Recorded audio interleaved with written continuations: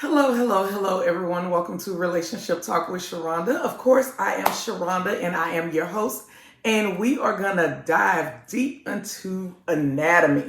Of course, we're going to start with the female parts because what I have come to learn is a lot of ladies don't necessarily know what the vagina is.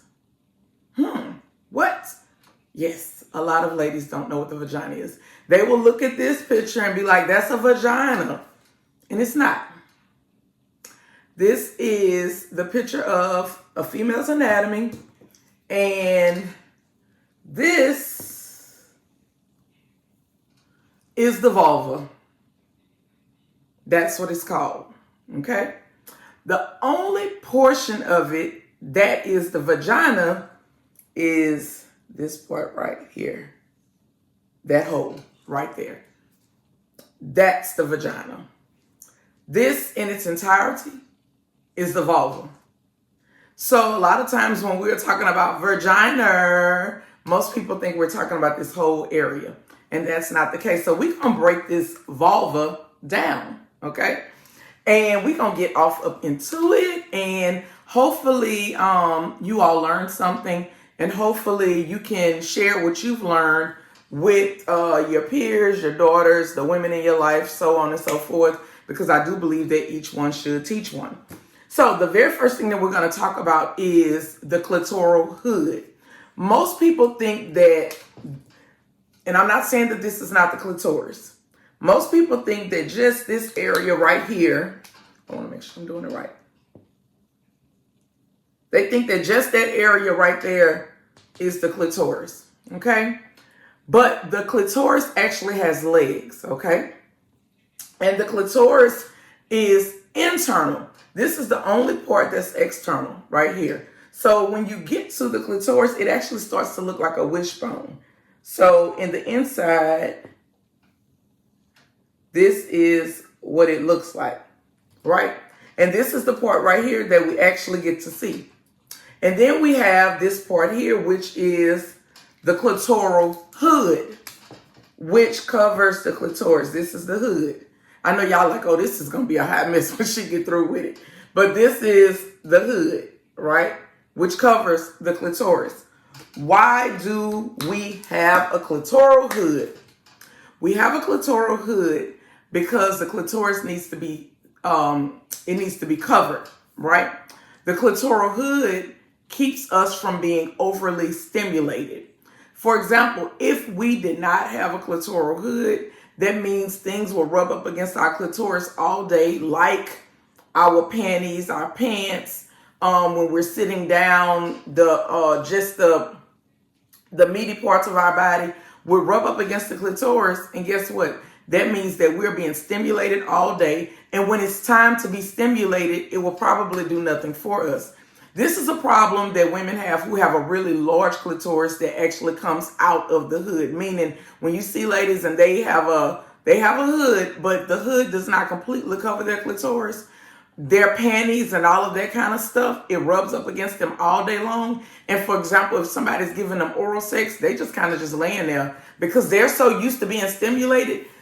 It takes a lot of stimulation to get them off. Okay. But that is the purpose of the clitoral hood. The clitoral hood also keeps the clitoris warm and moist. Okay?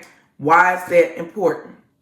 The clitoris has one purpose, and that is pleasure, right? And we want to make sure that it is continued to be covered because we want it to be warm and moist, because when it's warm, that helps with blood flow.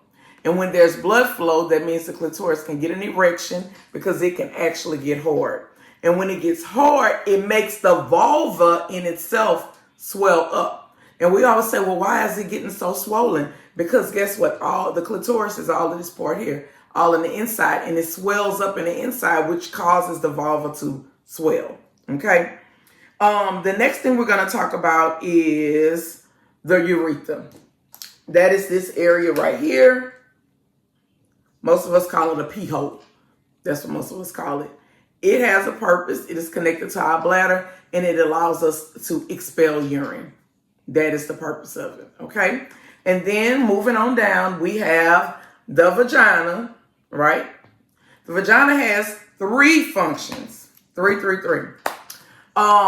It allows blood and mucus to exit the body, right? That's when we have our monthly cycle, right?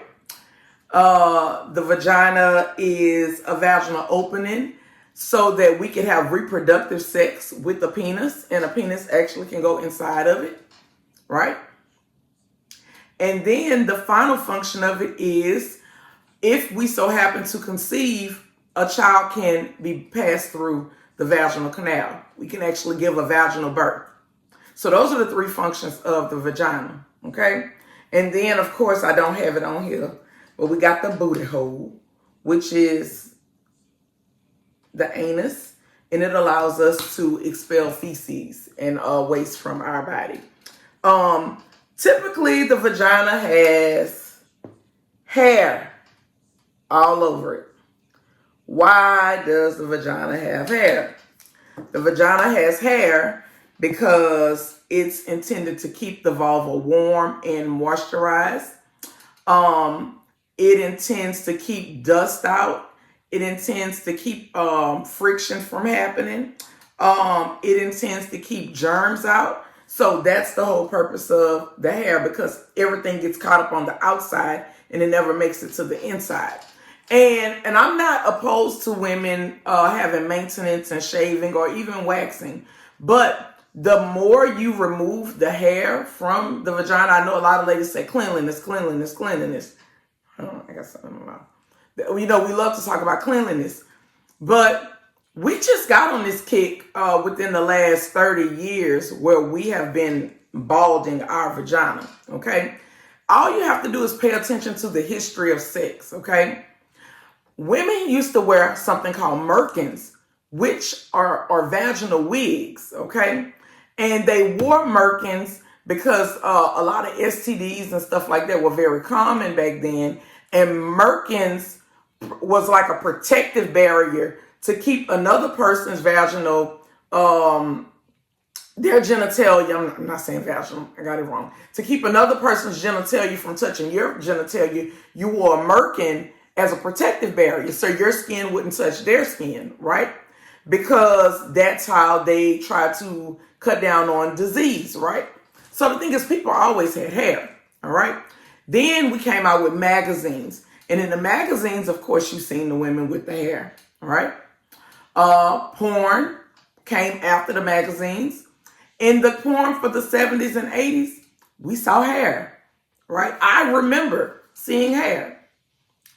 Around about the 90s is when you started seeing them doing the landing strip, where they'll remove some of the hair, but then they'll just keep just a little bit around the hood and just have just a landing strip. And people started to become creative with the hair. And then around the 2000s, that's when they decided, you know what, we're just going to completely remove all the hair and it's going to be bare and it's going to be waxed. So what I'm saying is, typically, we ask our partners what they prefer when it comes down to vaginal hair, because typically they're the ones that's giving us oral sex, right?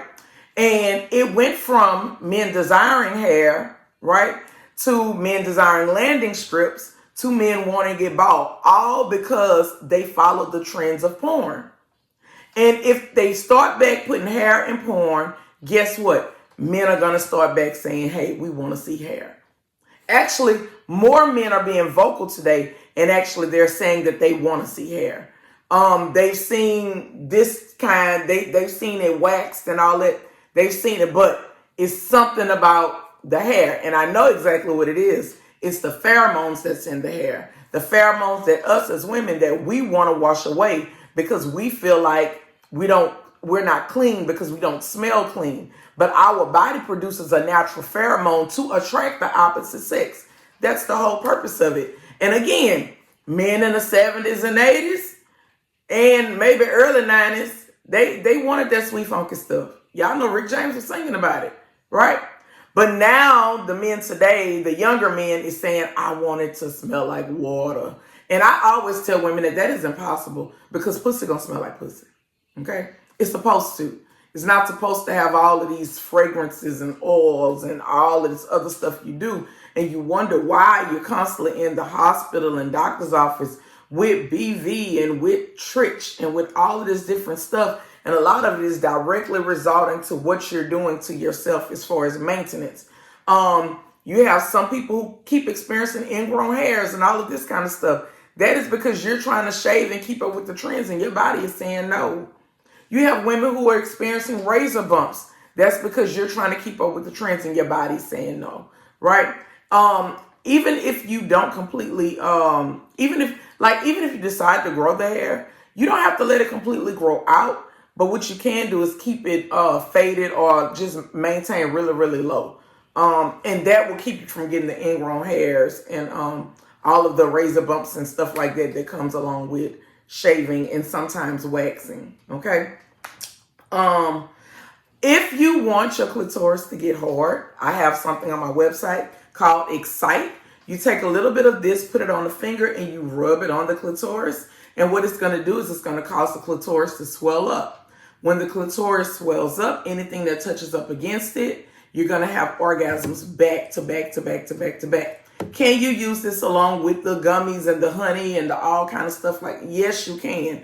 Just be prepared for a great night or a great day or a great storm or whatever you want to call it, because some of y'all have all this stuff already because y'all order from me so often. But if you want to combine products, you're more than welcome to combine products, okay? But I just wanted to give a brief anatomy lesson. Tomorrow I will be talking about the penis.